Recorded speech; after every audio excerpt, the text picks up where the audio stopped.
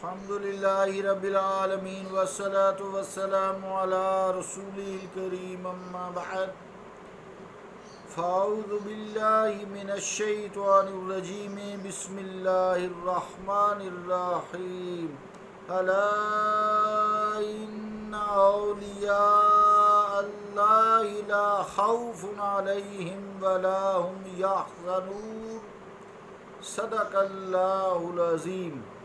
واجب الاحترام سامعین السلام علیکم ورحمۃ اللہ وبرکاتہ. آیت کریمہ جو تلاوت کرنے کی سعادت حاصل کی ہے اس کا ترجمہ یوں ہے: سنو، بے شک اللہ کے دوستوں کو نہ کوئی خوف ہے اور نہ وہ غمگین ہوں گے. یعنی جن کو اللہ تعالیٰ نے ولی کہا ہے یا اس زمرے میں آتے ہیں جن کی وہ نشانیاں بتائی ہیں، الذین آمنوا وکانوا یتقون، اسی سے اگلی آیت ہے کہ وہ ایمان لائے اور ساری حیاتی تقوی اختیار کیا. نہ ان کو کوئی دنیا میں خوف ڈر ہے اور نہ ہی وہ آخرت میں غمگین ہو گئے. ولی کون ہے، اس کی صفات کیا ہوتی ہیں، اس کی گفتگو چل رہی تھی. ہم یہاں تک یہ پہنچے تھے، اس کا مطلب یہ تھا سارے مفہوم کا پیچھے سے کہ جس طرح اللہ تعالیٰ کو رسائی کے لیے انبیاء کا توسط ضروری ہے، اللہ تعالیٰ نے اپنی پہچان کے لیے، انسانوں کی رہنمائی کے لیے، ہدایت کے لیے انبیاء بھیجے. تو اللہ تعالیٰ کے صفات اور ذات تک شعور کے لیے انبیاء کا توسط ضروری ہے، ان پر ایمان لانا ضروری ہے. اسی طرح جو بارگاہ انبیاء ہے ان تک رسائی حاصل کرنے کے لیے اللہ تعالیٰ نے اپنے دوست مقرر کیے ہوئے ہیں جو پہچان کر لیتے ہیں. اللہ تعالیٰ ان کو دوست کہتا ہے. تو اللہ تعالیٰ کے جو دوست ہیں وہ انبیاء کی صفات جانتے ہیں کہ انبیاء کی اللہ تعالیٰ نے کیا کیا صفات عطا فرمائی ہیں. تو اس طرح اولیاء نے کاملین کا توسط بھی ضروری ہے انبیاء کی بارگاہ تک رسائی حاصل کرنے کے لیے. دیکھیں نا، حضور کریم علیہ الصلوۃ والسلام پر قرآن نازل ہوا، احادیث مبارکہ آپ نے ہمیں سمجھائیں، تو اس سے رسائی حاصل ہوتی ہے اللہ تعالیٰ کے رسول کی. تو انبیاء کے ذریعے سارا کام ہوا نا. اس لیے اللہ تعالیٰ کا جو عرفان ہے، انبیاء کو جو حاصل ہوتا ہے اللہ تعالیٰ کا عرفان، اور جس طرح بارگاہ عزتی کے آداب وہ جانتے ہیں، کوئی غیر نبی نہیں جان سکتا.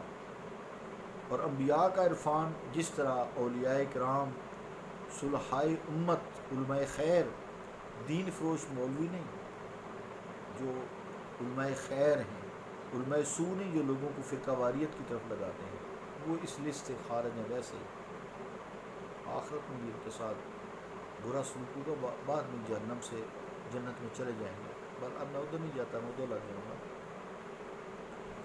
جس طرح اللہ تعالیٰ کی ذات و صفات، اس کی بارگاہ عزتی کا علم انبیاء کو ہے، اسی طرح اولیاء کاملین کو انبیاء کی عقیدت، عزت، تعظیم، ان کا جو عطا کیا ہوا علم ہے اللہ تعالیٰ کا ان کو عطا کیا ہوا ہے اور انبیاء کے ذریعے ہمیں حاصل ہوتا ہے.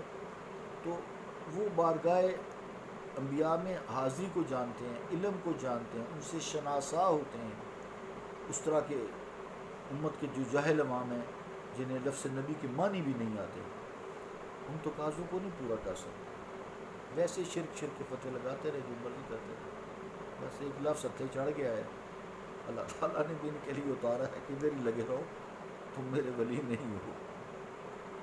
یہی حال امت کی تعلیم یافتہ طبقے کا بھی ہے جو بہت اونچے تعلیم یافتہ ہیں، ڈاکٹرز ہیں، انجینئرز ہیں، تو بہت ساری ایم فل ہیں، پی ایچ ڈی ڈاکٹرز ہیں، بہت سارے لوگ ہیں. کیونکہ بارگاہ نبوت میں باریابی اور مقام نبوت کے عرفان کے لیے جس تعلیم کا ہونا بنیادی شرط ہے، اساس ہے، وہ تعلیم کچھ اور ہے، اور دینی تعلیم کی حیثیت و نوعیت کچھ اور ہے، اور دنیاوی تعلیم کی حیثیت اور نوعیت کچھ اور ہے. دینی تعلیم سے تو روپیہ پیسہ نہیں، معاش نہیں کما سکتے نا، اس سے عرفان الہی حاصل کرتے ہیں.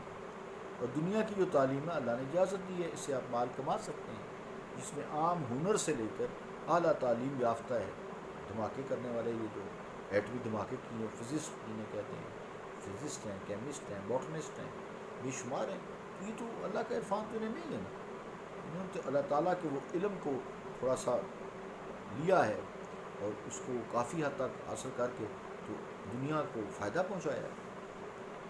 تو اکبر الہ آبادی نے پھر یہی کہا تھا، اسی لیے سعادت روح کی کس بات میں ہے آپ کیا جانیں، سعادت، دوبارہ پڑھتا ہوں، اس طرح ذرا بیلنس خراب ہو گیا، سعادت روح کی کس بات میں ہے آپ کیا جانیں، سعادت روح کی کس بات میں ہے آپ کیا جانیں، کہ کالج میں کوئی اس علم کا ماہر نہیں ہوتا۔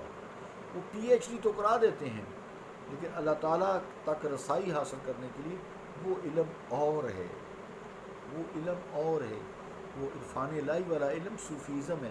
وَيُزَكِّيهِمْ، چار چیزیں ان میں ہوتی ہیں، یتلو علیہم آیات، یہ انبیاء کی، نبی صلی اللہ علیہ وسلم کی بعثت کے یا انبیاء کی بعثت کی چار چیزیں ہوتی ہیں، یتلو علیہم آیاتہ وَيُزَكِّيهِمْ وَيُعَلِّمُهُمُ الْكِتَابَ وَالْحِکْمَةَ، چار چیزیں ان میں ہوتی ہیں۔ انبیاء کی بعثت کا مقصد بھی یہ چار چیزیں سکھائیں، تو جب وہ اپنا تزکیہ نفس کر لیتے ہیں تو یہ علم عرفان الہی تک انہیں لے جاتا ہے، اللہ تعالیٰ پھر ان پہ رحم کرتا ہے۔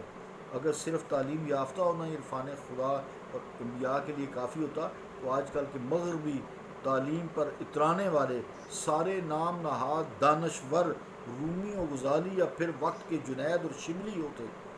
اس بات سے یہ بات ثابت ہوتی ہے کہ صرف تعلیم یافتہ ہونے سے عرفان خدا یا عرفان رسول کریم صلی اللہ علیہ وآلہ وسلم نہیں حاصل ہو سکتا، بلکہ اس تعلیم سے دولت حسب توفیق مل سکتی ہے، جسے اسلامی تعلیم کہا جاتا ہے۔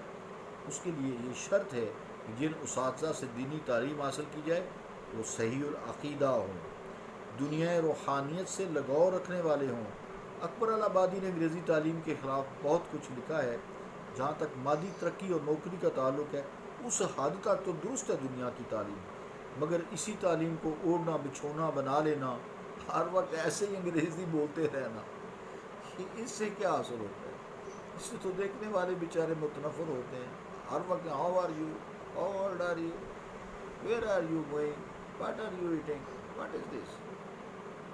اے مصطفیٰ صلی اللہ علیہ وسلم کی تعلیم دیکھو، کیف حالک، کیا حال ہے تمہارا، کتنی کیا کمال تعلیم ہے یہ، اصبح البحیر،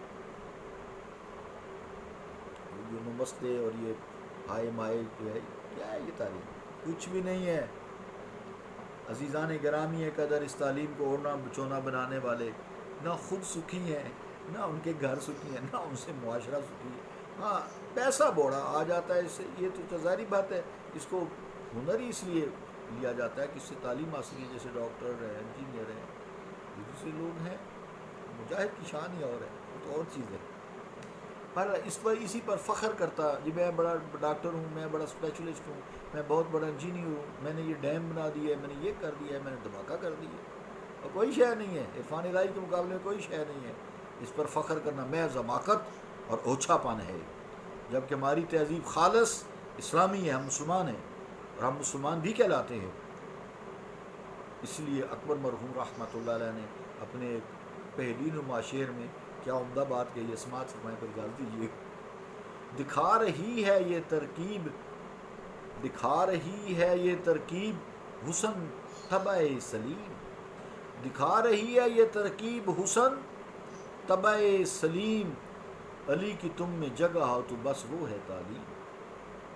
اب اس کی تشریح میں کل کروں گا انشاءاللہ تعالی۔ صلی اللہ تعالی علی رسول خیر خلقہ محمد وعلی آلہ و اصحابہ اجمعین برحمتک یا ارحم الراحمین۔